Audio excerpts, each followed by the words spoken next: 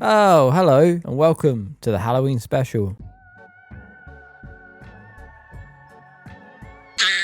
Now, today I wanted to talk about something a bit different. Now, I know we normally talk about the shit that's going on in the week, but to keep with the Halloween spirit, I thought I'd talk about a show that's near and dear to my heart. It's him that everybody here screams. No, only me. And that show is called Grisly Tales for Gruesome Kids. If you haven't heard of it, it's pretty much just the English version of Goosebumps, but with like a weird twist to it. Now, although this show was for kids, it was pretty fucked up. It always kind of felt like it was edging towards like not just kids, more for like older teenagers. It was scarring for kids, and this was mainly due to the grimy nature of the animation. It was like a mixture of stop motion and hand-drawn animation, kind of like a cheap Wallace and Gromit look to it. Now, the show aired in 2000, which some of you might remember if you're as old as me. And the show itself would have a narrator called Uncle Grizzy, who would basically narrate over the stories that they would show. The show consisted of like all different sorts of short stories, which would teach kids harsh lessons. These lessons would include like telling lies, not eating your dinner, and not going to bed when you're told to. Like that sort of stuff, you know, that you teach a young kid. What I used to love about the show was actually how scared it would make me as a kid. I actually enjoyed being scared. I know, you can call me a freak if you want. You're a fucking idiot. And today, I wanted to talk about one episode in particular that used to freak me out as a kid. And this episode is called Little Fingers. This episode is about a boy who wouldn't stop touching stuff. He would touch like literally anything. So if you was to tell him not to touch something, he would go and then touch it. There's even a scene where the narrator says he puts his fingers in the cat, which I don't know, kind of sus. Fingers in the cat. Oh, sorry, man. And the boy's name is Daffy, I think.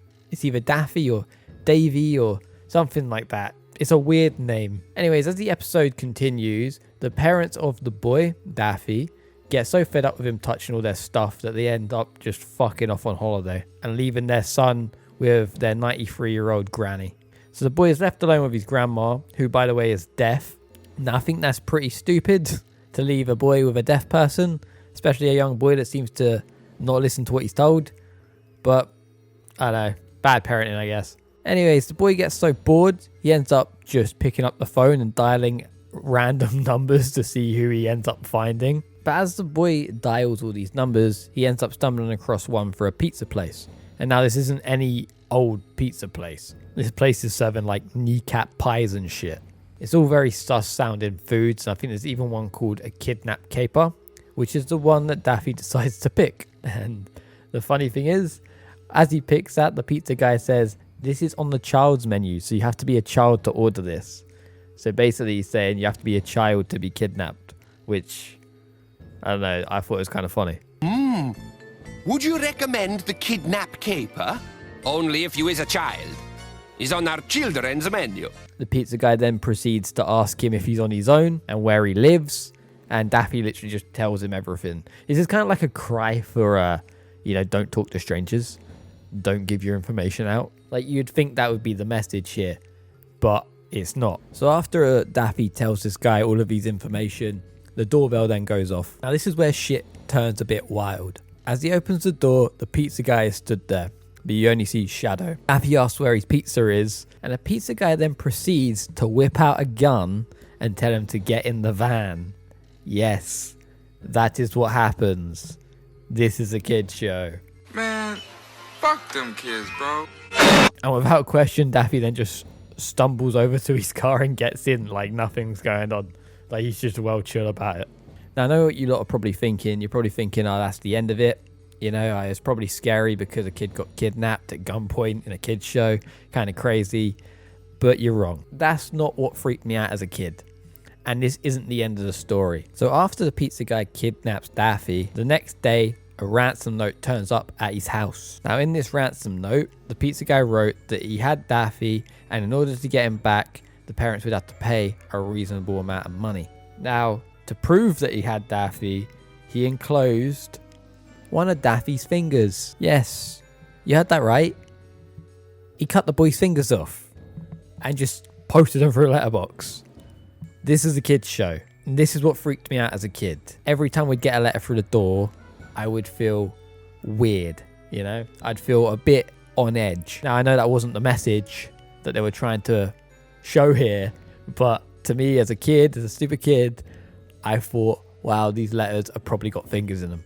And to make matters worse, obviously the people in the house aren't there. The parents aren't there. It's just the grandma, right? So the grandma's deaf. She doesn't hear the door go. She doesn't hear the letters pile up. And they just keep piling up, piling up, piling up. And every time there's a letter sent, another finger's enclosed in it. This is until the parents get home. Now, when the parents get home, they walk through the door. They see all these letters. They open the letter up, find Daffy's finger, don't seem very upset about this, and then just pay the ransom for Daffy to come back. Now, rewatching this, I didn't remember how weird it was, like the ending, right? So after they pay the ransom, Daffy stumbles back into the house, right? And they ask him how he's feeling about all this. And he goes, "Not with my fingers." And then they all just laugh. And that's the end of it. That's literally the end of it. Like, I'm sorry. You've just scarred me for life. I just thought I'd talk about this show. Obviously being Halloween. One of my friends actually sent me a video of this and reminded me of this show. I completely forgot about it. I completely forgot of its existence because nobody seems to talk about it. And it was a fairly big show when I was a kid. And I'd recommend you guys go and give it a watch. It is a bit weird. It is a bit of its time. I will say that much. But it's good. It's a good little laugh and the stories are quite short. But yeah, good show. If I was to rate it, I'd give it like a 7 out of 10. Just for being creative and different. And also kind of freaky. You know, there are some stories on there that will probably freak some people out. Maybe not this one that I spoke about. Maybe this doesn't freak you out as much as it freaked me out. But there are some on there and I guarantee at least one of them will freak you out. So go have a look. Go watch some. Just go. Enjoy your Halloween. Anyway, guys, that's pretty much the end of this week's video. Thank you all for coming by. And this is my first proper Halloween special. It was quite fun. I like this. It's a different style of video. Obviously, I'm not on the green screen. I'm actually sat in my office space talking about this. I thought it'd be more of a, you know, face-to-face talk about this. I've always been interested in TV and film, and I'd like to do more videos like this if you guys enjoy it. If you don't, let me know. Let me know. Either way. Anyways, guys, enjoy the rest of your week. Go buy a t-shirt. They're still available. 4 left. I've got literally 4 t-shirts left. So go grab one while they're still about. Like, comment, subscribe, and have a good Halloween. All right?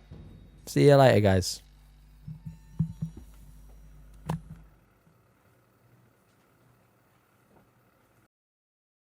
Boo.